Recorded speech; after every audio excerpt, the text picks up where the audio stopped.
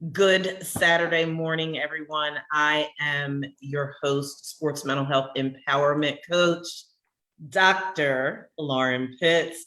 You know who that is. That is the greatest, most amazing, and awesome sauce. And oh, by the way, I was just telling him before the show how fine people think he is, but he don't beat me up. That's my co-host, Ronnie Ransome Jr. And this is House Talk Pregame. Welcome, everybody. Welcome. Good morning, everybody. And what a wonderful Saturday it is. A homecoming Saturday it is. Look, y'all, we know that many student and professional athletes who have struggled with mental illnesses and who are currently still struggling with mental illnesses. As we know, mental illnesses are a complex problem that can hinder our athletes' well-being on and off the field. Improving our physical, spiritual, environmental, and relational health are equally important in having a great mental health. You know what, Ronnie? You hit the nail on the head. That's right. And that's why it's so important, everybody, for parents, family members, coaches, and teammates to understand both mental health risks and benefits to ensure athletes have the greatest opportunity for success. And oh, by the way, we want you to have some fun and enjoy participating in sports too.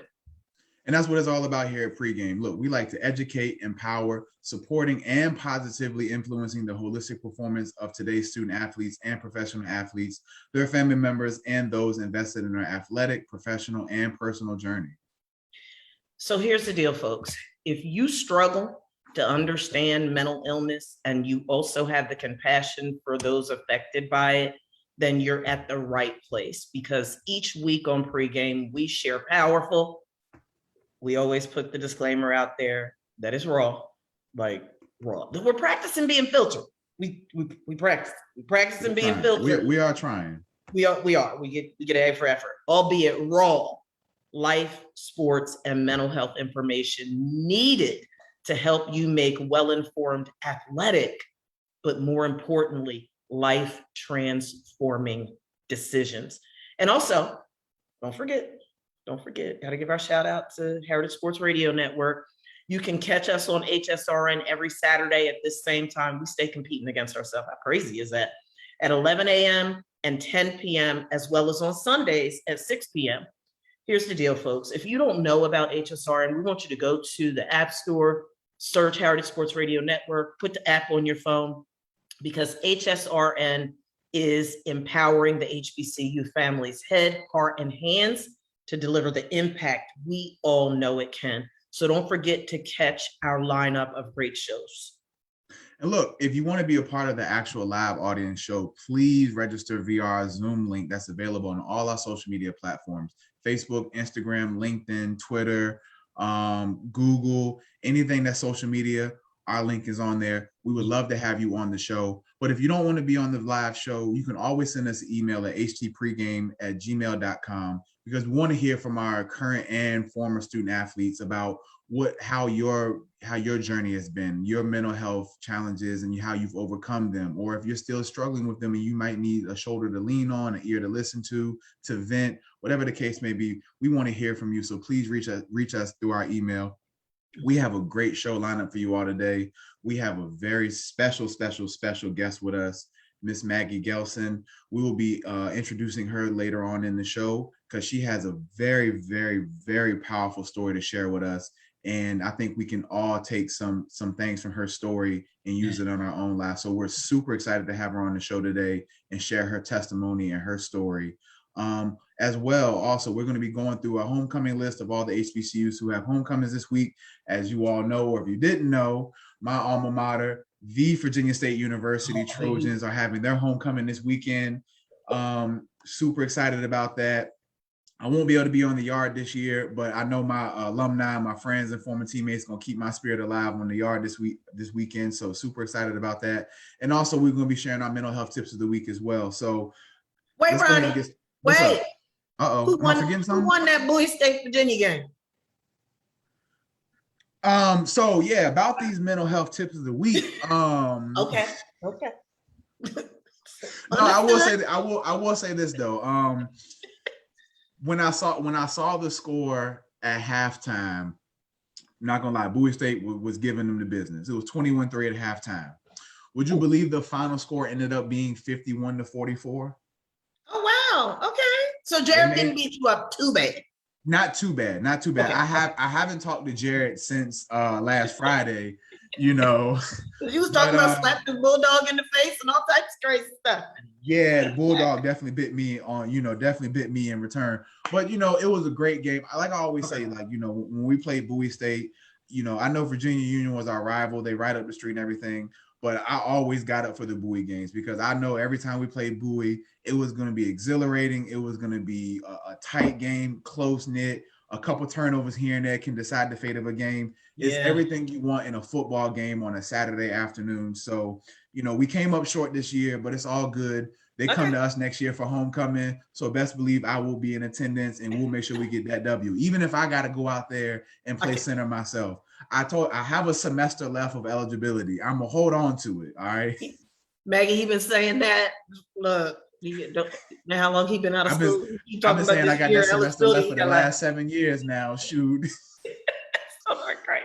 But crazy. So look, y'all. So for our mental health tips of the week, I got a couple activities I want to share with our listeners out there for those who might be in relationships and for those who might feel like maybe their intimacy might be struggling or they might be having a hard time with intimacy with their partner. So I want to share 10 activities that you and your partner can do to improve the emotional intimacy in your relationship. Because when we think of intimacy, most people think about sex and, cuddling and, just physical intimacy. But just as important as physical intimacy is in a relationship, emotional intimacy is just as equally important, because if I'm not emotionally in love with you, it's going to be hard for me physically to express that or exude that if I don't have the emotional piece to it. So I want to share some activities that you and your partner can do. So the first one is called the alphabet game.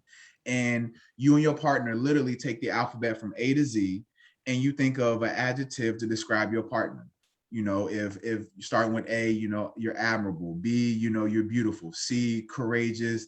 D, your determination or your dedication, your discipline, things like that. Just describing your partner using the alphabet. Another one is, what's up? You better specify and put the disclaimer out there that it's good alphabet letters, Ronnie. You know how this audience is. You know it. You cannot just use any letter of the alphabet to describe your partner. This is supposed to be a positive experience now. You got to put some of those disclaimers out there. Stop playing. You know what? You're right. So let me back up for a quick second. So listeners, like Dr. Pitt said, great point. This alphabet game is supposed to be positive. I don't want you starting with A and you know what? You an a-hole. Or B, you a B. C, you a D, you a head. Positive. We are building emotional intimacy, not tearing them down. All right. Exactly. So let me put that disclaimer out there real quick. All right. So another game you can play, real simple, 21 questions. Whatever questions you might want to ask your partner that, as far as like maybe, what are some things that you like to do that you feel like I'm expressing my care for you? Or what are some things that I can do for you to show you that I am attracted to you, or that I am paying you attention, or that, I love being around you? So ask, and it's always a great way to ask questions, because what do we know? Anytime we don't ask a question, the answer is always going to be no, or I don't know. Yeah. So when you have a partner, ask that question, be positive about it. All right. Next one. Try showing more affection to each other. So we know that hugging and kissing for at least 20 seconds to a minute can actually boost your oxytocin levels in your brain, your dopamine levels in your brain, the feel good hormones that are in our brains and in body. So hugging and kissing for at least 20 seconds can actually make somebody feel a little bit better and actually boost their mood and overall behaviors and things like that. So that's a good activity. Now, when I say this, people are gonna be like, well, hold on, what's the whole point of this? So another one is abstaining from sex for a period of time. And the reason is, like I said, oftentimes when we think of intimacy, people automatically assume, oh, well, if I'm intimate with you, if I'm showing my intimacy, I'm having sex with you. Oftentimes, and we also know that a lot of times, and Dr. Pitts has spoken about this numerous times, a lot of times people might stay in relationships just for the sex, or they think that the sex is keeping them together. So removing that physical piece and really getting to know your partner, really getting to know their mind, their behaviors, their aspirations, their dreams, their shortfalls, things like that. Really getting to know the mind and love the mind of your partner is just as important as loving their body. So even if it's just for a week. Now, I know for some people, that might be unruly, or that might just be, hey, look, I know I got to get it every so often. But if you feel like your relationship is struggling and the only time you all say I love you is in the bed, then maybe we need to remove the bedroom for a while and really figure out what's going on in the relationship. Yeah. Another thing, dedicate time to be fully present with each other. And what does that look like? So, for example, when I get home from work, one of the I'm working on it. I haven't mastered it yet, but I'm trying really hard to get better at it. Is when I get home, I'll put my phone on do not disturb, and I won't touch it for at least several hours. Because when I get home, I want to be present with my family. I want to be present with my wife. I want to be present with my son. I want to be present in the moment. I'm on my phone most of the times throughout the day, talking to clients, doing things, and all that. And we know that our phones are the easiest way to be distracted, and it can make a loved one feel like you're not really giving them your undivided attention. So put the electronics up, turn the TV off. If the weather, I know some parts of the country, the weather might, already gotten cold and things like that. So, snuggling up on the couch, watching a movie, or even going outside, going for a walk at the park, or walking in your neighborhood. Spending that undivided time with each other can be a great way to work on your emotional intimacy. Taking a weekend trip.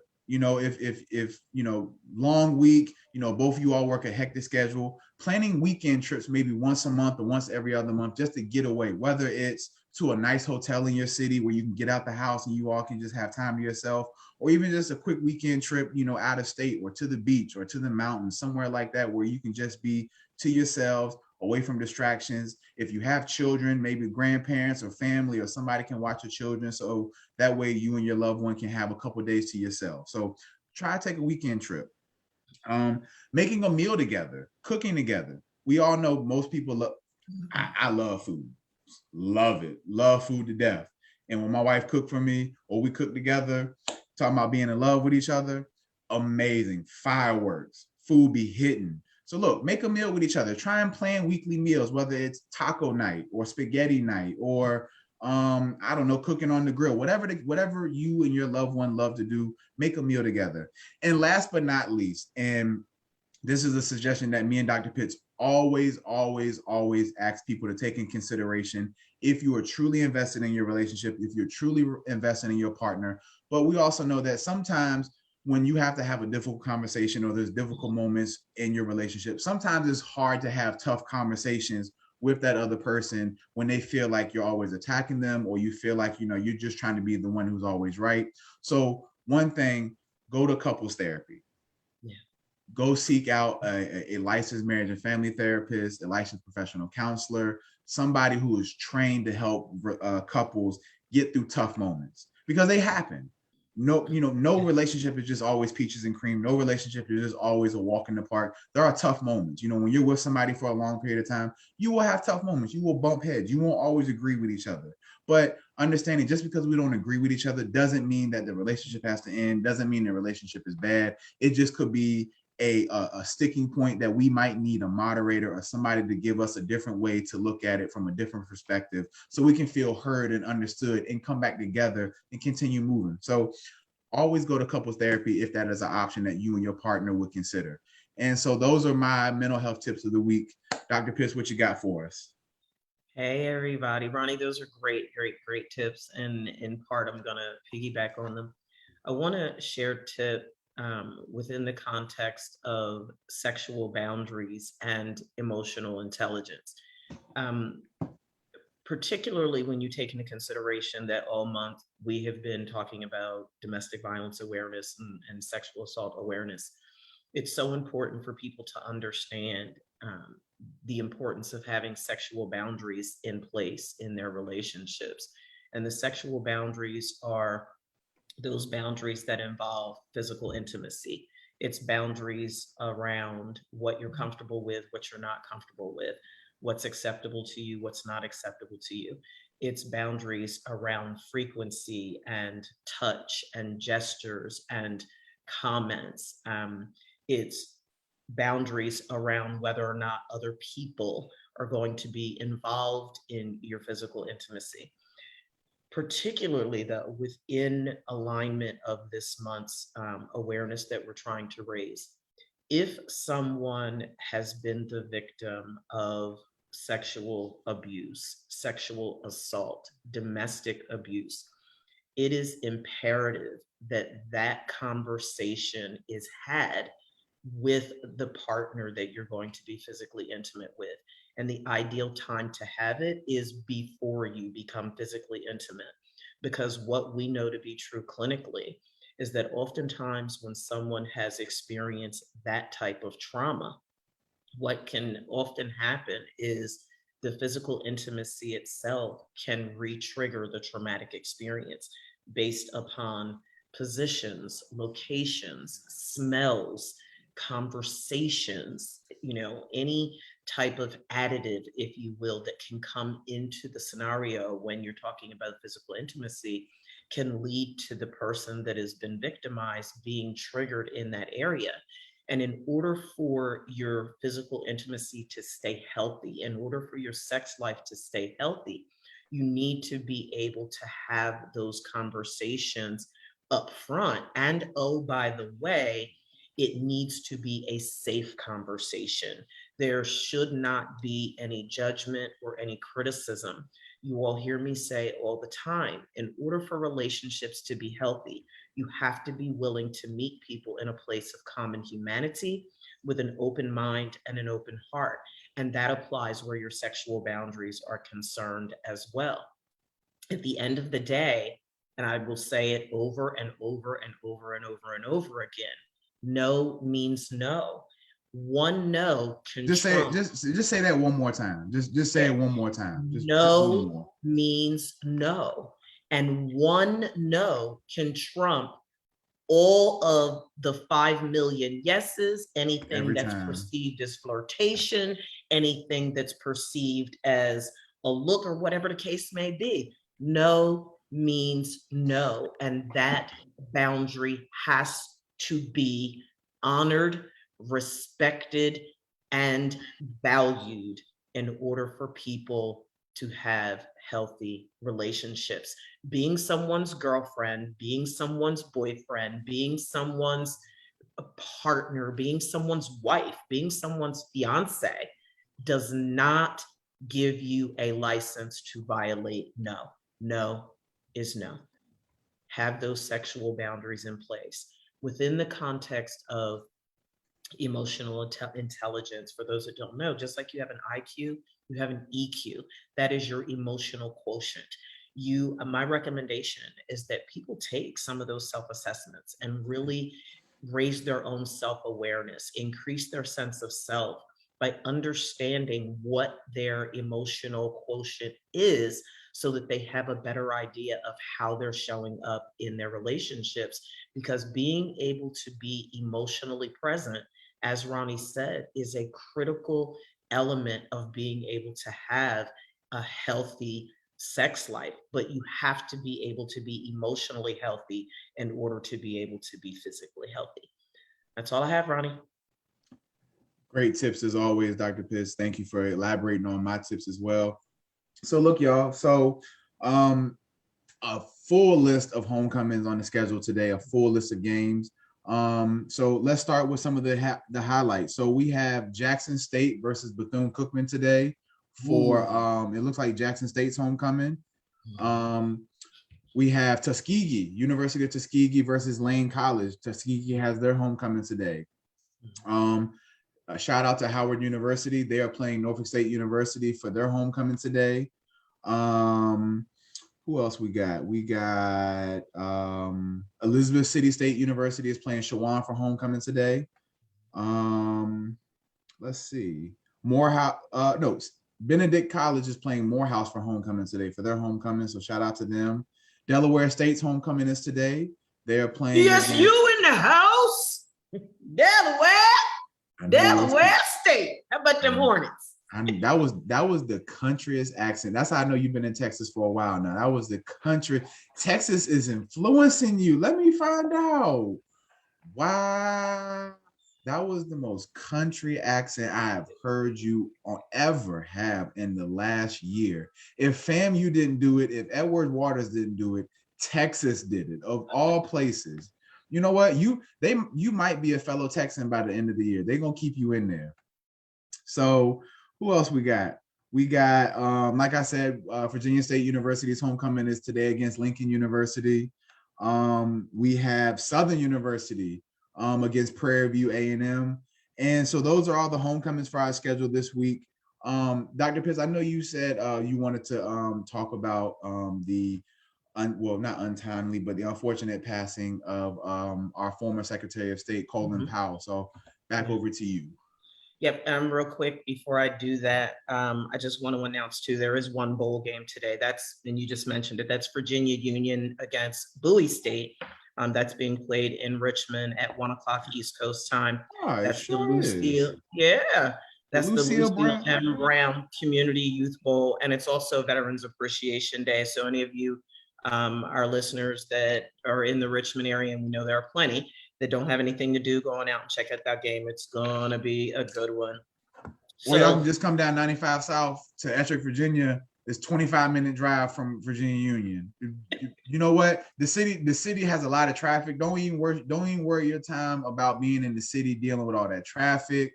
Union right off 95. We got plenty of parking. We got plenty of tailgating, plenty of food. Just come on down 95 South. It's just a 25-minute drive from Union. Shout out to Union, though. Shout out to Union. He's not getting a stipend from the city of Richmond, y'all. Like, I don't know what he's going through right now, but it's like, okay.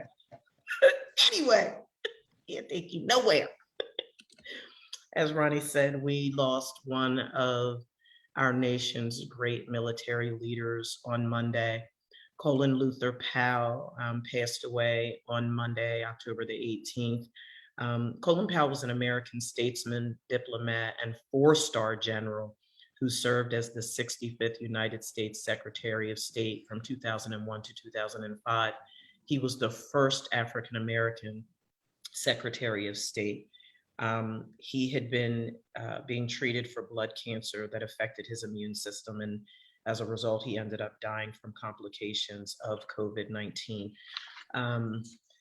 So as always, you know, our hearts go out to the Powell family, to this nation, because such a phenomenal leader he was in so many ways. And in that regard, one of the things that I wanted to do was share some just extraordinary remarks that he made a few years ago at a reception to mark International Women's Day. And so I'm just going to share, I'm going to read it verbatim, part of his speech from that event.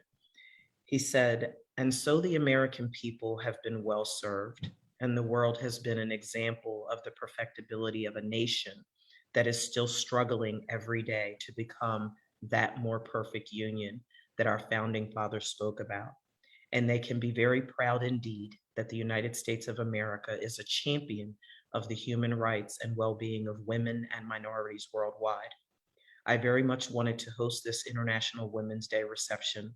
I wanted to underscore the fact that the worldwide advancement of women's issues is not only in keeping with the deeply held values of the American people, it is strongly in our national interest as well.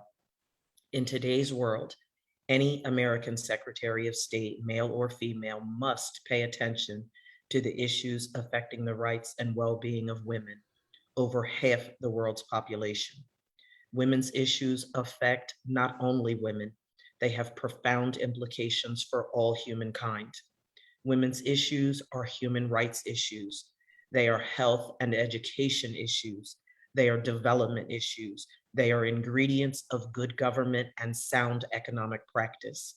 They go to the heart of what makes for successful, stable societies and global growth. Women's issues affect the future of families, societies, and economies, of countries and of continents. We, as a world community, cannot even begin to tackle the array of problems and challenges confronting us without the full and equal participation of women in all aspects of life. Women's contributions are essential, whether it's stemming the HIV/AIDS pandemic, lifting populations out of poverty, or helping regions recover from the ravages of conflict. That is why President Bush is committed, and I am committed to ensuring that women's issues are fully integrated into American foreign policy. And to help us do that, I followed the recommendation of my Undersecretary for Global Affairs, Paula Dombriansky, and strengthened our Office of the Senior Coordinator for Women's Issues here at the State Department. The office, ably led by April Palmerly, who you met just a few moments ago, serves as a focal point within the Bush administration for the development and implementation of our pro-women foreign policy agenda. Again, our deepest, deepest condolences and heartfelt sympathy to the Powell family, and truly to this nation for the loss of Colin Powell. Ronnie. Yes, and our condolences, like Dr. Pitts said, go out to his family and all the loved ones who were impacted by him and all the people that he touched and influenced. And, you know, beautiful words. And just to piggyback off that real quick, we got to protect our women, fellas. We got to. You know, our women's are vessels of life. They nurture life, they create life, they sustain life, and we have to protect them. You know, that's what we're here for. We're to be protectors, providers, and we have to protect and provide for our women, because just and Dr. Pitts, I've talked to you about this on the personal tip of several times, like just the roles you all have to do on a daily basis, just the things that are asked of women on a daily basis. You know, y'all are real superheroes. You know, when we talk about superheroes and comic books and movies and stuff like that, nah, they don't come close to the superpowers that women have. And so, you know, shout out to all the women out there. And let's continue to make sure that we, you know, continue to make sure our women are equally protected and have the same voice that they should have always had, you know, because women are important. We need women. And, you know, as a firm feminist, you know, I love women. Got to protect our women. So shout out to Colin Powell for those beautiful words about women and women's rights. And, you know, let's continue to honor his legacy and move his mission forward as we continue to, you know, do everything on a daily basis. So with that being said, y'all, we're going to go ahead and get into our topic. So like we said, we have a very, very, very special guest, and we really, really appreciate her taking the time out of her Saturday morning to sit down with us and like I said, share her powerful story. So who we have here is Miss Maggie Gelson. She is a former student athlete, and I want to make sure I'm saying this right. It was a majorette, correct? It was a Crimsonette, yes. Crimson, okay, majorette, Crimsonette, yeah. okay. Crimsonette at the University of Alabama, correct? Correct, yes. She Obligatory Roll Tide comes in right now. She went to the loo, y'all. She was down in the loo, all right? So Maggie was a Crimsonette for University of Alabama, and I'm going to go ahead and let Miss Maggie introduce herself and tell us a little bit about herself. Yeah, well, thank you both for having me today. I so appreciate it. It's lovely to be here. And thank you, Dr. Pitts, for sharing those words. I feel like that's a great segue into my story when we think about protecting women and talk about what women do for our society and for our world. So I was born and raised in a very small town in Eastern Iowa. From the time I was 5 till the time I was 23, I was a dancer and a baton twirler. And that led me to go to school at the University of Alabama, which is where I became a Crimsonette. I was majorette for the football team for 2 years. And I served on the Crimsonette line for the 2013-2014 football season and 2013 into 2014 into 2015 season. When I was 15, I experienced my first sexual assault, and that was in high school. And that was a real, I use that as kind of my starting point for my story, because it was such a, it had such a profound impact on me. And I didn't end up speaking about it for about 4 years until I was about 19. So another kind of just side note to my story is that I was a very long-standing contestant within the Miss America organization. So I participated in the Miss America organization from the time that I was 11 until I was 22. So for very long time in pageantry and still recovering from from a lot of the a lot of the traumatic things that pageantry ultimately brings onto a woman. Lots of expectations to meet. So when I was 19, I was still participating again within the Miss America organization. I was competing for Miss Iowa, and I decided that it was time for me to share my story about when I was 15. So most contestants in the Miss America organization we all have to have a community service platform or initiative. And I decided to create mine around sexual assault on college campuses.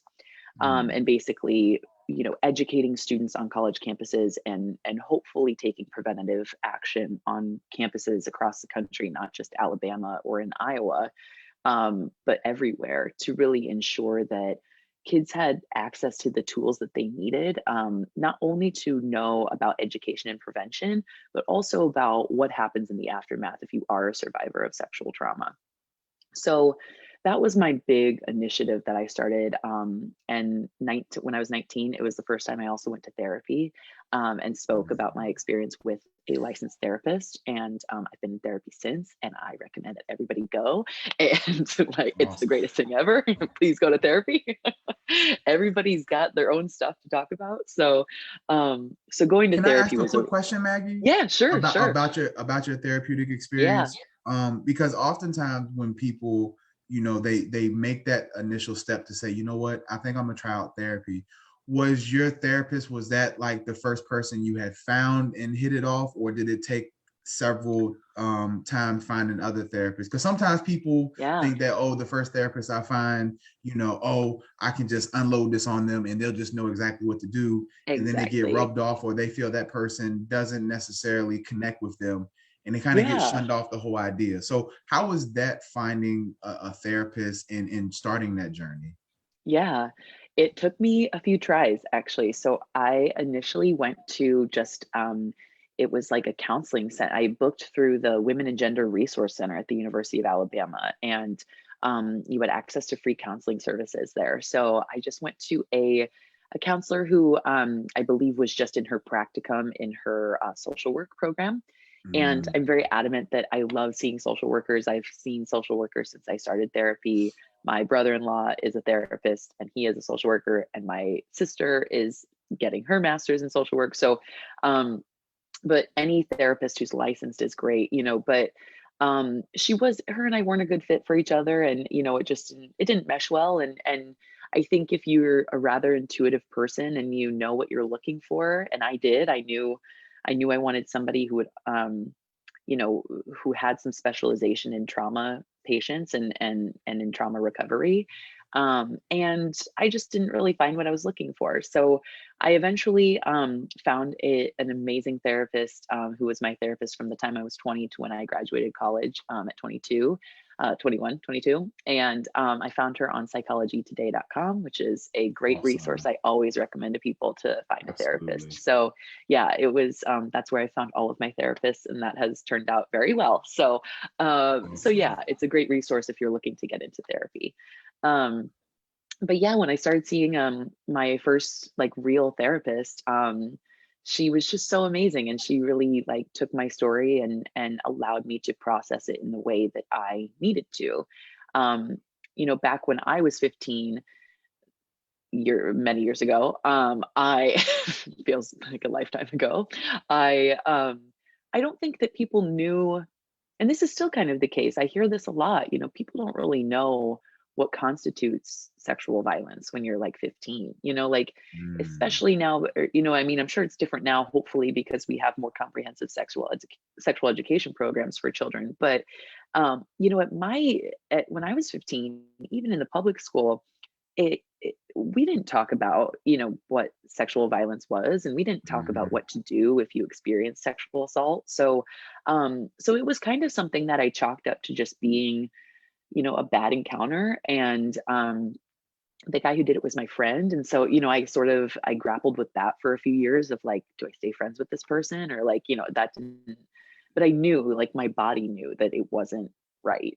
And so I I always recommend to people to, if you can read The Body Keeps the Score and get through a lot of the scientific jargon. It's one of my favorite books on healing your body from trauma.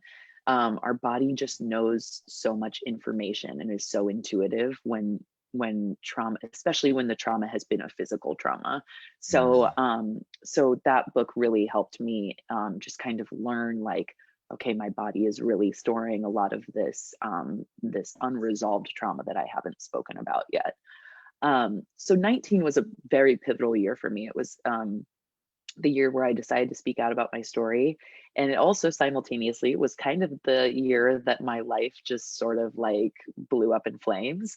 And it was, I was going into my second semester of my sophomore year of college, and I had a close family member who was struggling with addiction, and was really in the trenches of working through their addiction, and it was a very, very scary time for my family and for friends of ours. And my mom lost her best friend to cancer that year, and my ex-partner from college, who we spent about 5 years together in total, he broke up with me for about a 4-month period, and I like changed my major, and I like, quit being a Crimsonette. It was just like kind of this whole like, it was kind of like I decided to come clean with myself about what had happened, and then everything that had built up for like 4 years just sort of like imploded.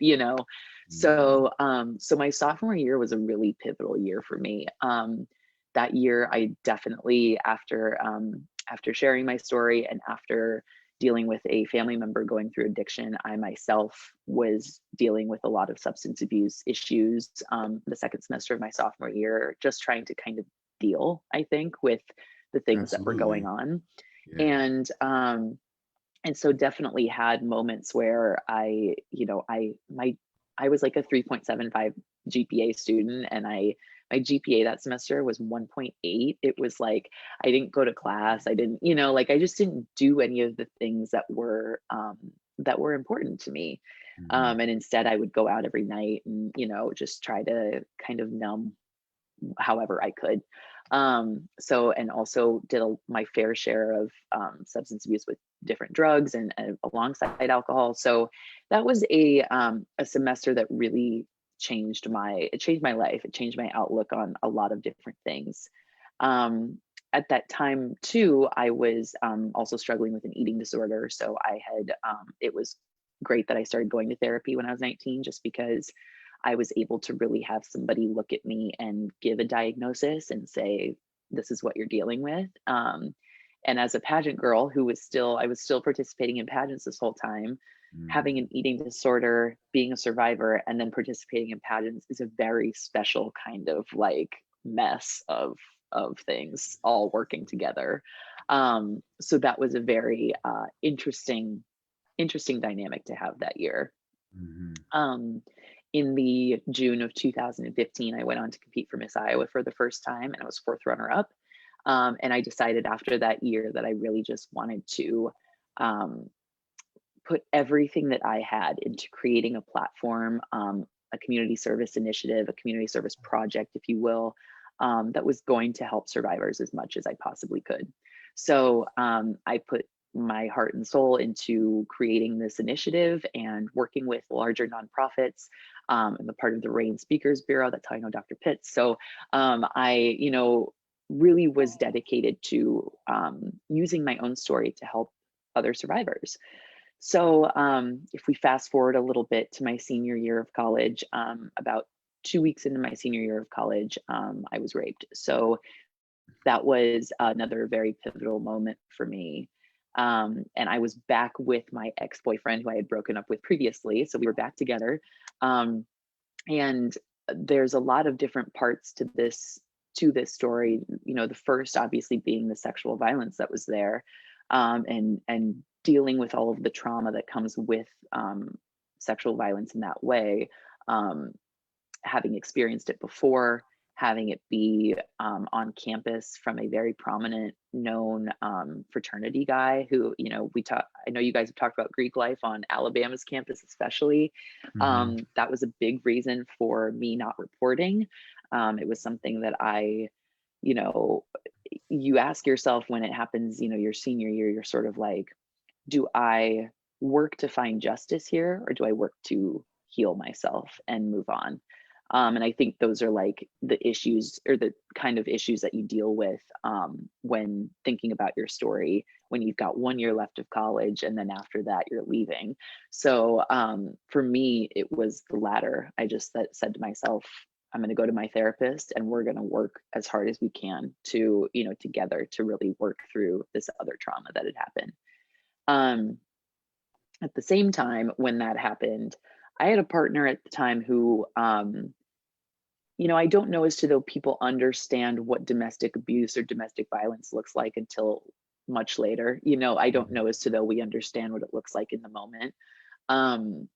And that's definitely what transpired. I mean, I had a partner who asked me questions after my assault, saying things like, how did you know that you were raped? How did, you were drinking? So how did, questions that, you know, that's abuse. That is Yeah. abuse. That's domestic violence. And a little Like, bit of gaslighting as well, trying to like, are you exactly. sure that Yeah. happened? Are you 100%. positive? Yeah. Yeah. Right. 100%. When you come home with hospital papers that clearly say, like, there was a rape kit Exact. performed, this doctor said this, so yeah, it was, and looking back now, I'm like, gosh, that's so obvious to me that, like, a real partner who is non-abusive, they would never ask that question. They would never question your experience. Mhm. And so I think that's another just like message I want to really convey, is that, a loving, trusting, authentic partner is never going to question your experience or try to invalidate your experience. Um, so that's just something I really want to drive home as a main point of my story. And that's really, I've never really spoken about my domestic violence situation, but that's, I feel very comfortable saying that now, because I know in my heart of hearts that that's what it was. Like, I can tell. And if you're, and doctors know that that's what it is, and people who have studied what domestic abuse and domestic violence looks like can tell you verbatim that that's what it is. So so for a long time I kind of grappled with that, like, was this real? Was this, did this even happen to me? Like, questioning all of those things based off of one comment from somebody who really mattered to me at the time. So so yeah, that was kind of my whole journey with my assault in college. And then I spent that whole senior year I did therapy twice a week. I did EMDR therapy, which was it changed my life. It was life-saving, I think, in a lot of ways for me. And I just spent that whole year trying to heal as much as I could. Um, when I moved back to Iowa after I graduated from college, I competed for Miss Iowa in 2017 and in 2018. 2017, I was second runner up, and in 2018, I was first runner up. And after that, I always use Miss Iowa 2018 as kind of like the starting point to my life, because when you lose something that you've been preparing for so long, Mhm. it is life changing. It does change your perspective on a lot of things, and it changes you fundamentally as a person. So there were a lot of pressures expected of me in college as a major ed. I had a lot of pressure that was, you were expected to be a certain way as a Crimsonette in college, and then on top of that, I was expected to be a certain way because I was a pageant girl. So you're kind of trying to fill all of these, you're putting yourself in a lot of different boxes, and trying to wrap them up in a pretty bow as best you can, while Absolutely. still being, likable and authentic, and all of these different like buzzwords that are thrown around in like the pageantry world. And so that was a definite, moment where being first runner up after working so hard for something really just changed my entire view on what I wanted from life. So so yeah, that's my story in a very big nutshell. So, Wow. Well, Maggie, thank you first of all for sharing your story. of course. And I'm glad to see that through therapy, through reflection, and it sounds like also building a sound structure support system, that you have been able to work through this and get to the other side of this. Yeah. And kudos to you for doing that work, because I can't imagine. I can't imagine Sure. what that's like. I can't imagine what it would be to experience that. And thank you for sharing that. You know, that Thank was you. Yeah. that was really powerful, and I appreciate you sharing that, because a lot of people, like you said, oftentimes a lot of people don't really understand domestic violence, sexual assault, you know, rape and things Absolutely. like that, especially in the moment. And like you said, you know, when Mhm. you have people, and you know, just speaking from, you know, going to a HBCU, Yeah. sexual assault and rape was something that I often heard a lot of times on campus. And, you know, Yeah. you would hear, and not to get too far off topic or get too much on the tangent, but one of the things that used to always kind of like irk my nerves, just listening to the stories that I would hear women say and listening to their testimonies and things like that, is oftentimes as men, how dismissive we are, especially when you are 18, 19 years old, how dismissive men can Yeah. be of a woman coming to them, especially like if it's somebody that you're close to, a close friend, or somebody that you've known Oh, for a while, sure. or even a male administrator, somebody on campus, how dismissive men can be sometimes of women who report these things. Because oftentimes, especially when men are 18, 19 years old, one of the things I've always seen in young men is that they, for whatever reason, and you know, they think that when you are involved with a person, involved with a partner, and like they carry this expectation that that partner is supposed to just do certain things, or they're just supposed to, well, we're girlfriend and boyfriend, or you know, we're in a relationship, well, we got to be like adults, our relationship has to mimic adult relationships. And Yeah. oftentimes when you see men who come from those backgrounds, it's unfortunate that how, you know, that they can just, you know, turn an eye, or even like you said, gaslight you, like, are you sure that happened? Or, well, how do you know you didn't Yeah. drink too much? How do you know you just were out partying, having a great time? And maybe you did say yes. Maybe you Yeah. did make a move, or shoot your shot, and make it seem like you were doing this and that. And it's unfortunate, because I've gone to school with females. I went to college with several females who were victims of rape and victims of sexual assault, Mhm. and especially domestic violence. And, you know, me personally, like I've had to cut off a few, you know, friends in my life who are men, because they, you know, almost blatantly bragging about it. Like, yeah, you know, she was talking Sure. to me reckless, and, you know, I just, you know, I had to hit her. I'm just like, yo, like, come on now, we can't do that. So Mhm.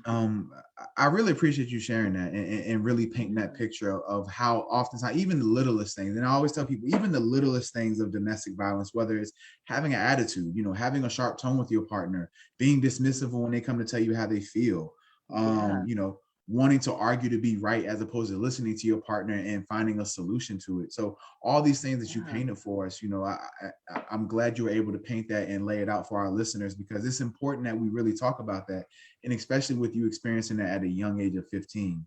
And Yeah. that can Absolutely. be life altering, that can be life Mhm. changing. And so thank you for that, thank you for sharing. Yeah. Of course. Yeah, Yes. Maggie, thank you. Just I want to make sure that folks are aware, because as we know, and I'm going to share the statistics in just a moment, this is a problem. I mean, of just exponential Mhm. um, numbers. Um, if you or someone you know has been sexually assaulted, or has been a victim of domestic violence, or you are currently a victim of domestic violence, you can contact the National Sexual Assault Hotline at 1-800-656-HOPE, HOPE, 1-800-656-HOPE, and that's 24/7 free confidential support. You can also contact the National Domestic Violence Hotline at 1-800-799-SAFE, SAFE, or 7233. Again, that's 1-800-799-7233. Also for free confidential 24/7 assistance. You can text START, START, to 88788, or chat live via thehotline.org. That's for the National Domestic Violence Hotline.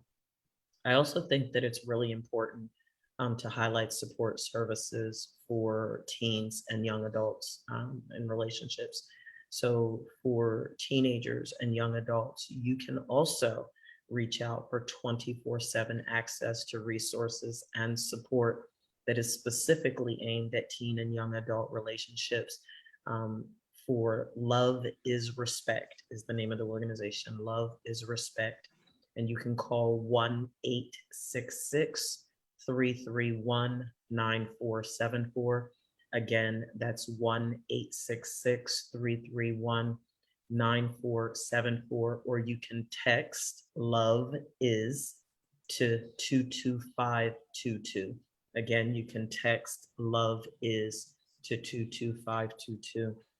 And just based on, Maggie, what you shared, and Ronnie, your comments, I think that it's important for our viewing and listening audience to truly understand the scope of this problem. So I'm gonna break it down, period. How often does sexual assault occur in the United States? 80,600 inmates were sexually assaulted or raped.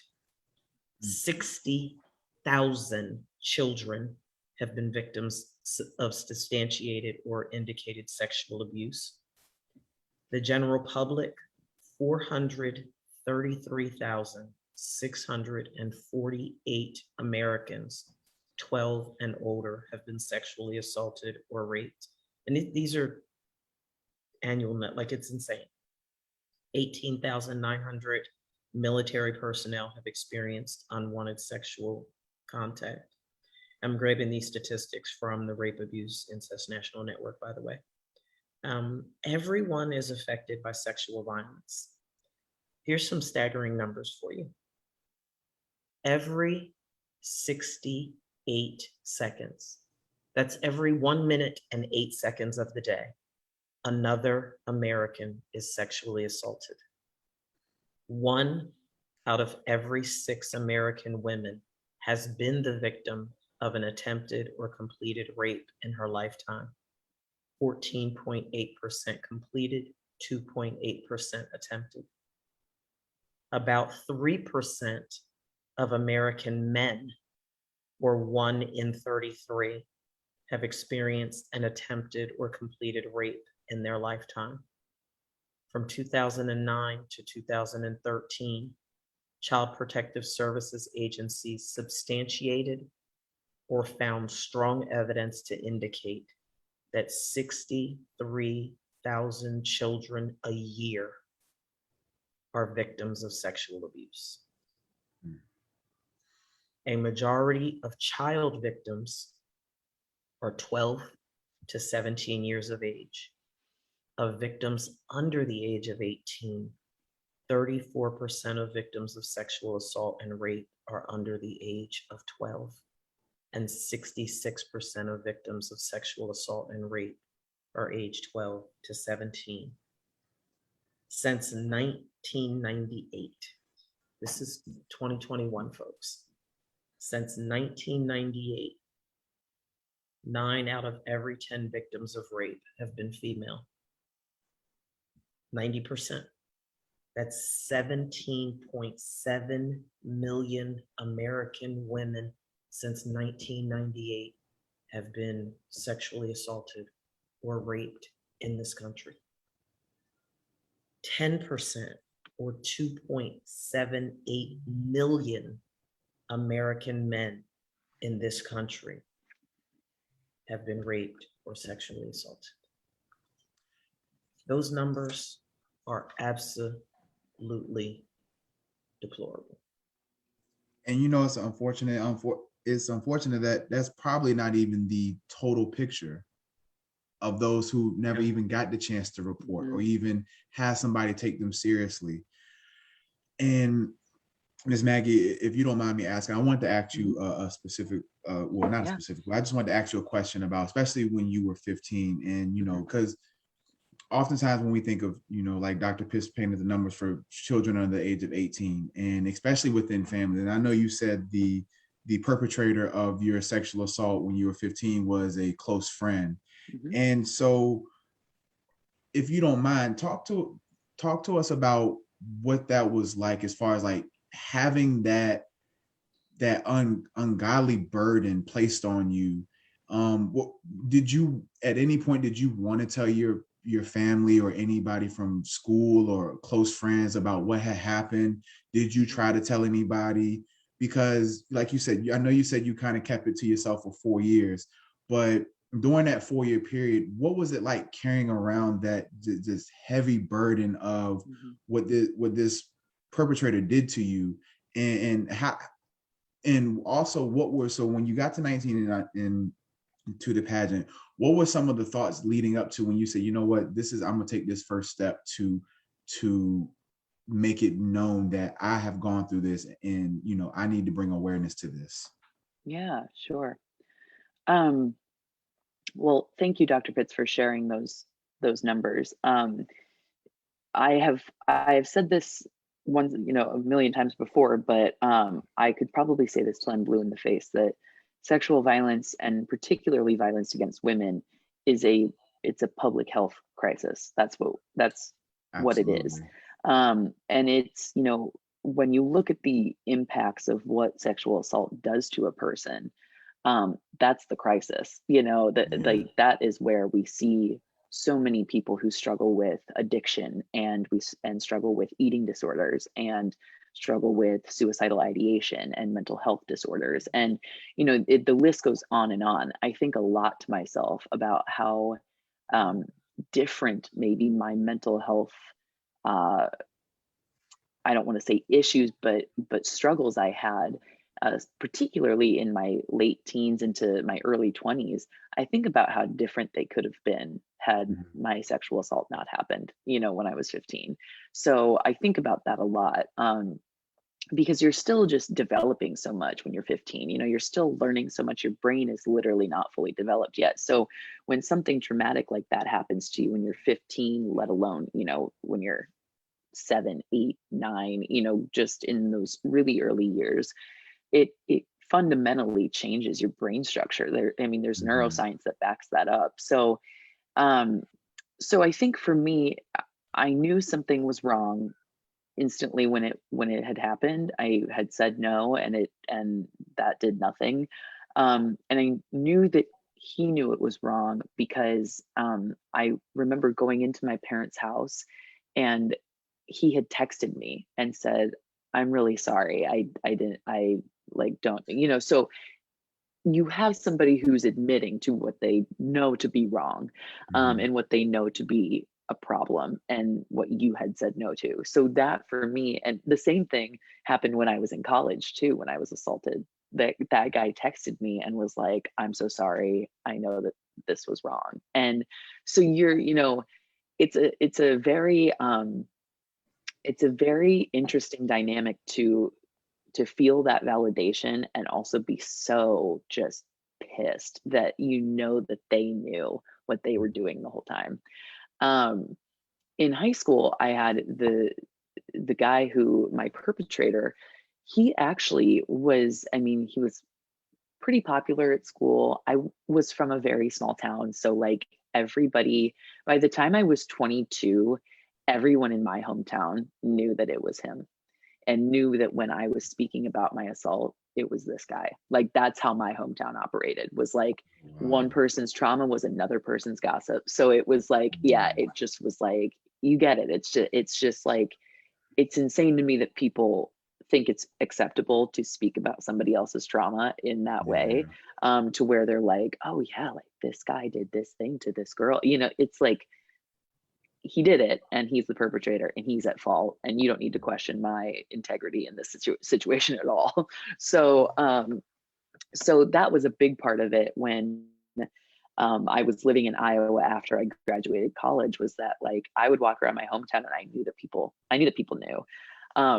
And I think that, throughout high school, to answer your question, Ronnie, that throughout high school, I had confided in a couple of friends about it, and I just kind of was like, this thing didn't feel right to me.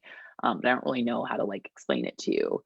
And I even had like guys who would stop me in the hallway and be like, how was your date on Friday with so and so? And I would be like, I don't know what you think was going on here, but that was not what that was. And so that was challenging just because, again, nobody when I was in high school knew what sexual assault meant until we were far older.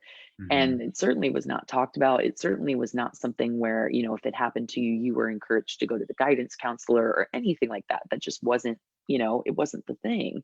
Right. And it still might not even be the thing in a lot of high schools across the country, which is the problem A in and lot of of them, itself. yes. Yeah, exactly. So so you have a whole other, you know, sexual education and help issue that's happening on one end of things that is still probably happening to this day. And you know, that was for me over 10 years ago. So so you know, when I had confided in a couple of friends, they sort of were just like, oh, you know, like I'm sure it was nothing. And you know, and to me, I was like, but my body knew it was not, it was something. And thankfully, you know, I don't know really how this would have all transpired had I not been so heavily involved in dance and baton twirling. Because for me, movement was just like, it was such an escape from all things that I was thinking about. So I think that my the trajectory of where my mental state would could have gone would have been very different had I not had an outlet like dance to kind of give my energy to. Um, when you know when I came out and spoke about it when I was 19, I've been a writer for a very long time, and I ended up just making a blog post about it, and I just said, I'm finally sharing this information and here it is, and like take this with whatever, you know, do with this info what you will. And my parents knew already, and you know, and they were supportive. And but yeah, it just was kind of one of those things where I think after I shared my story, I almost felt like people looked at me different, you know, like they looked at me with this sense of like almost pity, but like Mhm. it wasn't, I wasn't asking for that. You know, what I was asking for was for people to fix the problem. And I was asking for Absolutely. people to address that this was happening, and that it was happening in small towns across America all the time. And it was happening to teenagers, and it was happening to children and people who, you know, it was happening within churches and schools and everywhere. And you know, I grew up, I mentioned this before we started the show, but I grew up Catholic. And when I, you know, I even remember like an instance when I was 11 being in a confessional booth with my priest from when I was in um, grade school. And when we did confession, we didn't use the divider. We just did it with like him sitting in front of us. And, you know, and I remember him saying a comment to me about, he was like, you need to go visit an ugly tree because you're just too pretty. And I was 11, you know, and it's like, it was instances like that. And then, you know, and then I have people wondering why Ugly I tree. hated this priest so much. And I'm like, I despise this man because he made me feel so uncomfortable at an age where I shouldn't have to deal with that. Like, I Mhm. shouldn't have to advocate for myself at that age. You simply shouldn't. Like, children shouldn't have to do that. So it's, you know, it's things like that that are the building blocks of how we are raised developmentally and how we are establishing ourselves developmentally. So it's something that, you know, I'm lucky that I had parents who supported me, and I'm lucky that I had dance instructors who supported me, and that I had therapists. But not everybody does, and it's those people that I'm worried about. You know, it's those people where I'm like, what about them though? What about people who don't have access to therapy and don't have access to healthcare, where they can go and see a psychiatrist and get maybe a medication that they might need for a mental health disorder? What about, you know, the rape kits that can't be processed? What about the ones that are backlogged? What about Mhm. mine? It's still sitting somewhere, probably not even processed yet. You know, these are the things that you kind of start thinking about when you've dealt with this your whole life, basically, you know? Yeah. And and so and you made mention to something that I want to ask you to kind of follow up. So Mhm. and you're absolutely right. You know, experiencing something like that, especially at the age of 15, can be fundamentally changing and can Mhm. change your entire foundation, your beliefs, your core beliefs, and all that. And so I wanted to ask you, so when that incident and that tragedy happened,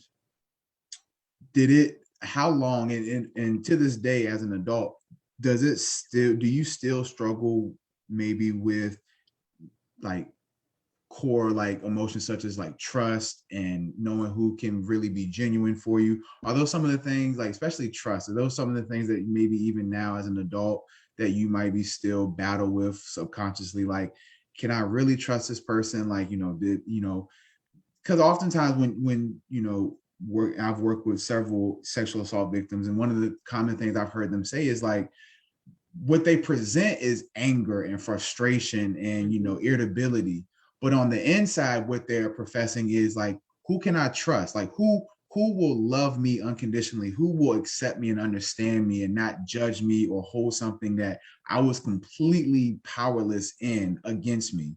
And so were those some of the things that you struggle with or even struggle with to this day, is like those fundamental core values that we always talk about, of being able to trust people, being able to have healthy connections and things like that? Are those some of the things that you still think about or still deal with? Yeah. So I'm going to tell a quick little story, and it's going to tie into all of this. So Okay. bear with me. So when I was first runner up to Miss Iowa in 2018, my partner at the time was the partner that I was with when I was raped. And I tell this story because I think it's a shining example of why so many survivors deal with those trust issues, those core beliefs about themselves, about like their journey in humanity, and just like, can they believe in themselves? Can they do that thing, that big scary thing? Can they, all of the kind of core beliefs that we have and how they're molded. When I lost Miss Iowa, my life literally again kind of imploded. It was like everything I knew to be true about my identity was questioned. So my identity was a pageant girl. I placed so much of my identity growing up in pageantry. And so many women do that too, who participate in those systems. And that's a whole other topic for a different day, the systems and structures that are put in place to keep women small and keep women, from not speaking their truth and all the things. That's a whole other gamut. But yeah, so this partner, I was pretty sure I was going to marry him. I was very like, I was 22, almost 23, and I was like, I think I'm going to marry this guy. Like, we've been together for 5 years. He's been with me through some of the hardest moments of my life, etc. And after Miss Iowa, I can't explain it. It was like probably 5 days later, he was still visiting me and my family in Iowa, and we were in the car together, and he said something like, I still plan to marry you. And I got this like visceral reaction in my body that just said, this is wrong. Don't do this. And it was that moment where I knew that I could trust my intuition, and that like I could come back to myself and really trust in my body and what it was telling me, and in my soul and what it was like, trying to get me to understand. So we ended up like taking a break, whatever. He goes back to his, where he was living at the time. And a couple weeks later, I think to myself, I had this massive panic attack while I'm at work one day. And I think to myself, I've made a huge mistake. I've got to go fix this. I've got to get this guy back, whatever. And I've never really told this story before on like live or anywhere really. But I drove across the country to his front doorstep. I did my hair and makeup in a rest stop. My parents thought I was crazy. And I went to his doorstep and I was like, please forgive me. I do want to be with you. I'm so sorry. I was having this like crazy nervous breakdown. My identity is shot. I don't know who I am. Like, and he was just like, no, sorry, you can't do that. And like shut the door in my face, and I drove home. And that was it. Like I drove another 15 hours back to Iowa. And I will never, that story just, it is so important because it was the stepping stone of me finally trusting my gut and finally getting back to a place where even after years of like physical sexual trauma, I could come back to my core self and understand that she's right, that like she never makes a mistake. My intuition never makes a mistake, and other people's don't either. So I think the biggest struggle for sexual assault survivors is learning to trust their gut. You know, about 8 months after that, you know, he didn't finally officially end things until like November of that year, in a text message after Thanksgiving, and which amazing. And so it was just like a crazy story. It's when I tell that story to people, they're like, that sounds like a movie. And I'm like, I know, it was so awful and just really screwed up, man. Like, so he breaks up with me. We're officially over. And then like 4 months after that, I got this like, it was the same thing. It was like, I woke up one day and I had this like feeling that I should just move to New York City. And I can't explain it. I have no idea why. I don't know where it came from. And I told my parents and I was like, this is the right thing for me to be doing. And they were like, okay. And so April 13th, I booked a one-way ticket and I left May 1st of 2019.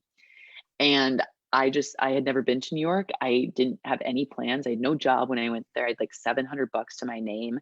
And I just was like, I'm just going to go do this. And I know I'll figure it out. And I did. And I did figure it out. And it was amazing. It was like such a great chapter to live there. And I have so many like lovely friends and memories and just joy from living in New York City. And the pandemic brought me home and all of that. But you know, I tell that story because I think so many survivors have such a hard time moving on from their assault because they start to question all that they knew to be true about the world before their assault, and then everything changes after their assault. There's a lot of talk in the world of therapy and psychotherapy about, you know, like your trauma is a marking point in your life. So like a lot of people view their trauma, their life before trauma and then after trauma. And the goal is to kind of like make that sort of not blend together is I guess the wrong term, but sort of make it less prominent of like a marker in your life. And so that for me was learning to trust my intuition, was that kind of diminishing of that marker. So, you know, there is no Maggie before she was raped and after she was raped. There's just Maggie this whole time. And she's just figuring things out along the way. But the biggest thing that she did figure out was how to trust her intuition and listen to the responses that come from our actual like visceral reactions we have in our body, which is why I find the connection between trauma and our body so fascinating. So I think that's really the biggest thing that trauma survivors struggle with is returning home to themselves and finding that peace to trust themselves again. So I don't know as to though for me it was trusting others as much as it was, can I trust myself in this?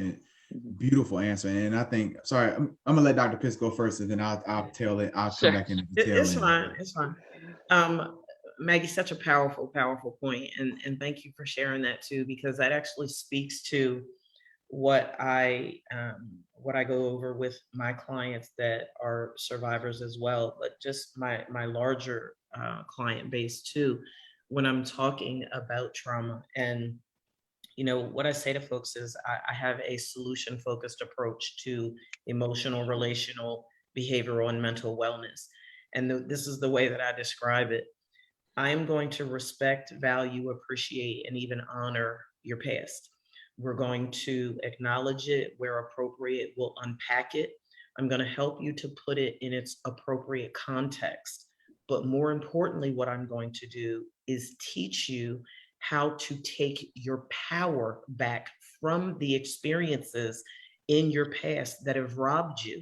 And then in a very healthy, positive, productive, and pro-social way, I'm going to teach you how to move beyond it, much for the same reason why, and I kid you all not, I say this, I'm glad you mentioned New York. I say, just like I would imagine that, you know, you're not going to go flying down the New Jersey Turnpike or flying down the highway or the freeway at 100 miles an hour looking in your rearview mirror, because what would happen? And of course, they always say, oh my gosh, you'll crash and you're probably going to die. You're right. But isn't that exactly what happens to our relationship with ourselves, our relationships with other people, and all of the primary domains of our life will be adversely affected if we can't do exactly what you said, which is acknowledge that it happened, but it doesn't define you.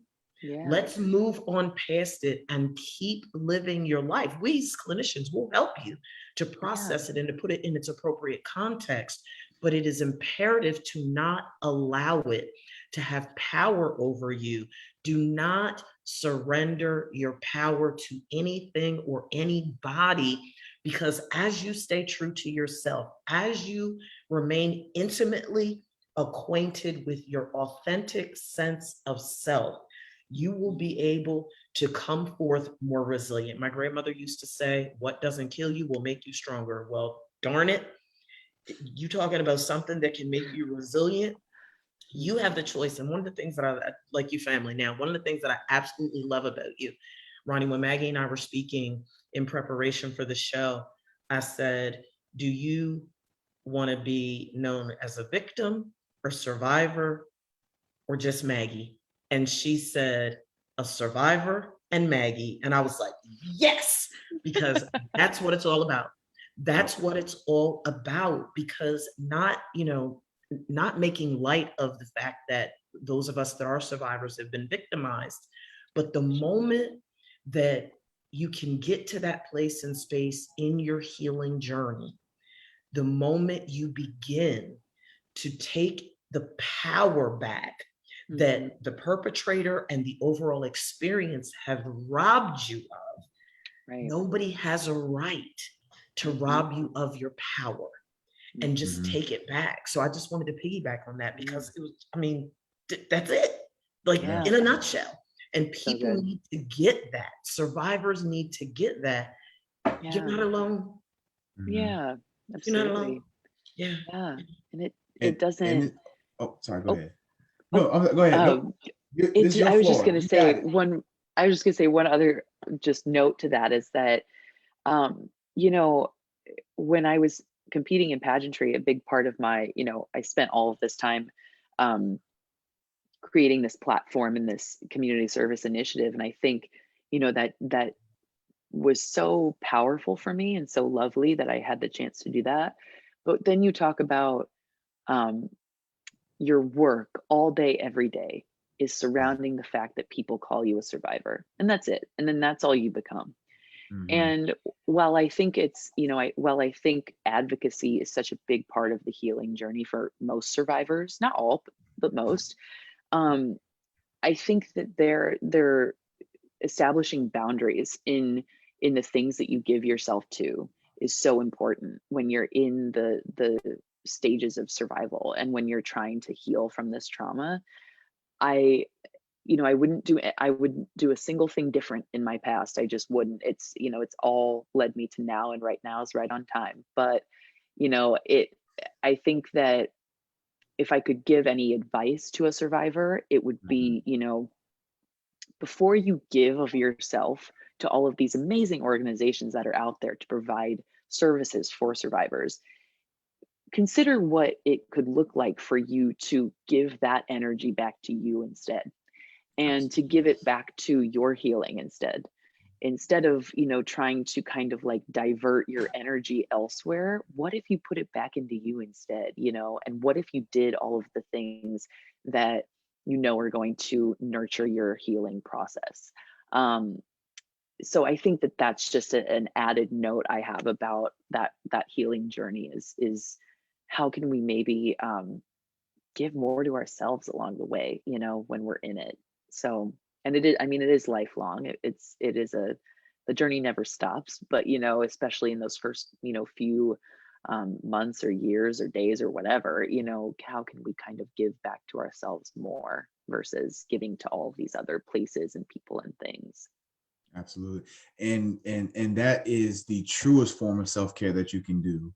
And I'm pretty sure, your therapist, when you were in therapy and even now, have always talked about self-care and self-care and self-care. And, when we think about self-care, they always just say that, oh, well, go shopping, or, go get a massage, or go get your hair and feet done. And, just watch TV all day and relax. And while that's fine, and while that's cool, and while, those are the highlights of self-care, the real self-care is everything you just eloquently laid out, and really learning self. Because, what we talk about as clinicians to some of our clients. To your point, a lot of times, because people are exposed to trauma at an early age, or they're exposed to trauma on a consistent basis, like you said, it rewires the fundamentals of that, good is bad and bad is normal. And when you get into that cycle of bad is normal, you almost have the reverse effect of when something good happens to you, you almost sabotage it or you freak out because you're so used to negativity, you're so used to trauma, you're so used to just always being in a state of, man, like this it gets hard, like, yo, like what the hell is going on? So the fact that you really laid out what true self-care looks like, true self-care of learning yourself and not allowing your trauma to define you. And that's one of the, like Dr. Pitt said, one of the biggest things. And to your point, oftentimes traumas are like chapters in our book. When we think of people every time, like, oh, I'm 28, so chapter 28, or I'm about to be chapter 29 and stuff like that. And oftentimes also people will have sub-chapters of those trauma or those traumatic events that happen. And they will be like you said, that's my defining moment. This is what changed me, or this is who I am. And oftentimes doing that real good work of rewiring that is not who you are. It is a part of who you are. Like you said, you are Maggie. And at the end of the day, wearing the hat of Maggie is the most important hat that you do wear as the individual. You wear many other hats. Of pageantry, of being a Crimsonette, of being a daughter, of being a significant other, all those other hats that are equally as important. But the most important hat is the hat of self. In doing that real work of being aware of the things that happen to us and not allowing them to define us in a way where that is our sole identity. And I'm so glad you said that. Yeah. I wanted to touch on that because you both just touched on something that actually speaks to an activity that I do with the survivors that I work with and other individuals that have experienced exorbitant amounts of trauma. I do an activity that I call your chapter life story. And what that activity looks like is I have them to select those areas within their life cycle where they experience trauma. And I use the example, like, I have a chapter of my life called, Teen Mom. I was 19 when I got pregnant with my son. And so you label that chapter of your life where you experienced the trauma. And then you write out a paragraph or so, the adverse meaning of that chapter of your life, how it impacted you, what the experiences was, and so on and so forth. But then I have them take their power back from that experience by keeping that same chapter title, but writing the new meaning.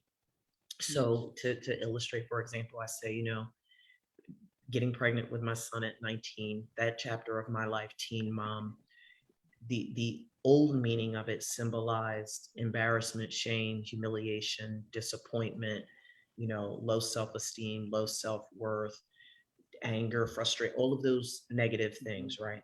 Loss of scholarship from college, all of the above.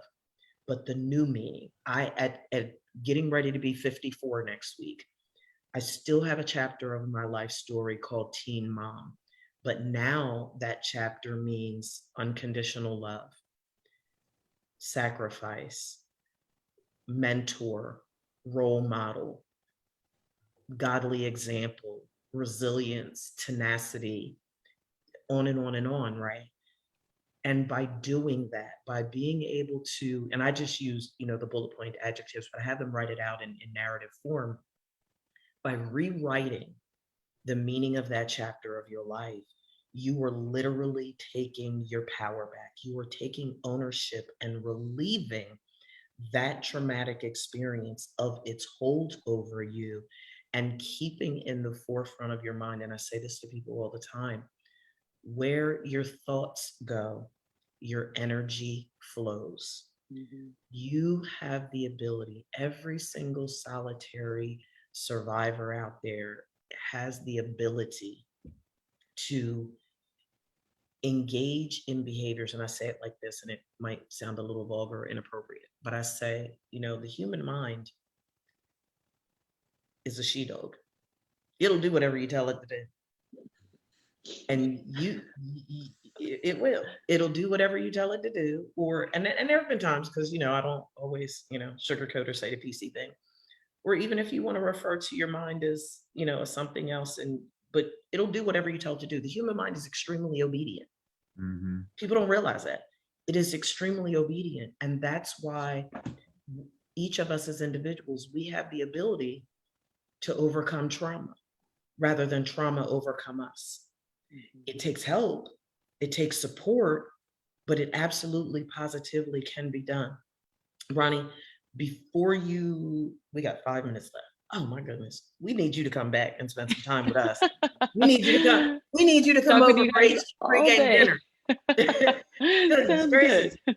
I wanted, because Maggie made another valid point when a few moments ago when you were talking about people not knowing, what sexual violence is, people not knowing what domestic violence is, especially in high school. So I wanted to run real quick through that cycle of abuse so that our viewing and listening audience know what it is.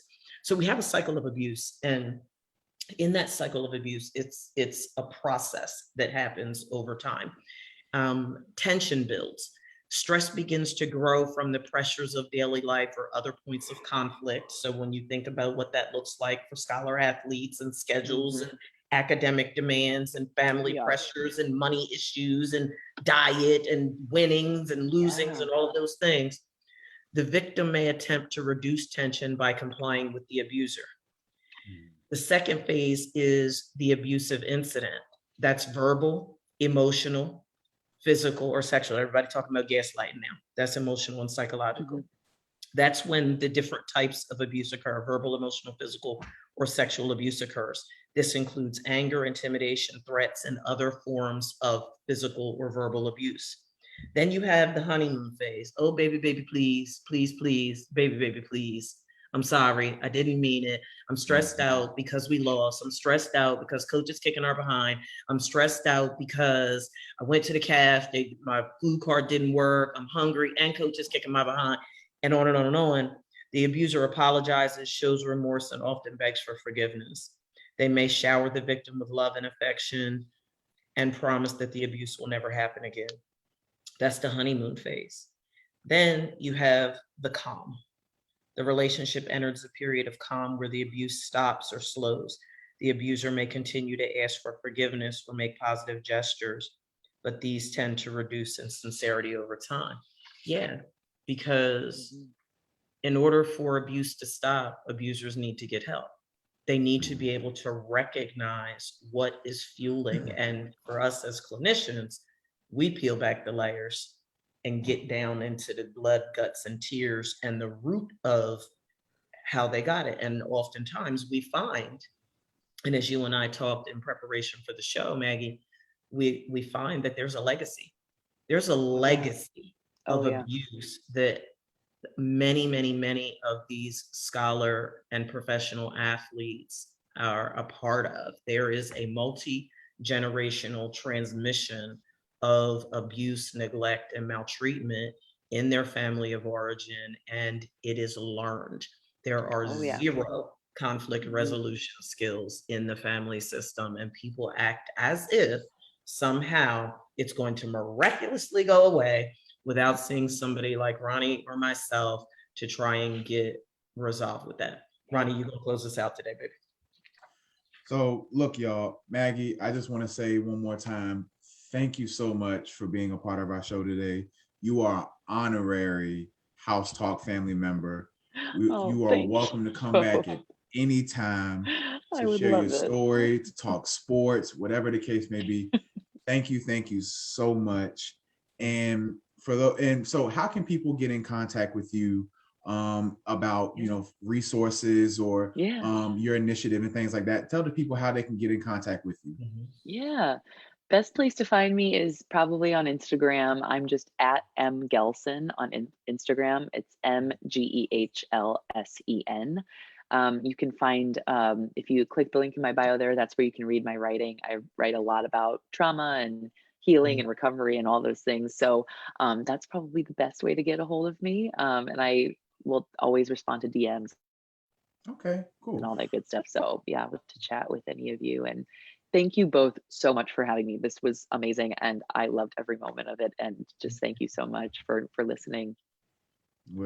We really appreciate it, Maggie. Thank you so much again for taking the time to share your powerful testimony, your powerful story. And once again, I'm so glad to see that you have not allowed this to define you. You have taken the power back in your life. You have a sense of awareness within yourself that is, I mean, absolutely admirable. And your story needs to be shared everywhere. Thank you so much, Maggie. And for all our listeners out there today who are listening, we hope you take everything that Maggie shared with us today, her testimony, her resources, and use that. And if you know anybody who is experiencing this or has experienced this in the past and has not had a chance to process this or even come forward to even share their story, please reach out to them, and please let's get them the help and resources necessary. Look, folks, another great show. Thank you all who tuned in. We'll be back here next week to wrap up Domestic Violence and Sexual Awareness Month. So for all those out there listening, have a great weekend. Have a great homecoming weekend if it's your homecoming weekend. And we'll talk to you next week. Thank you, everybody. Bye-bye.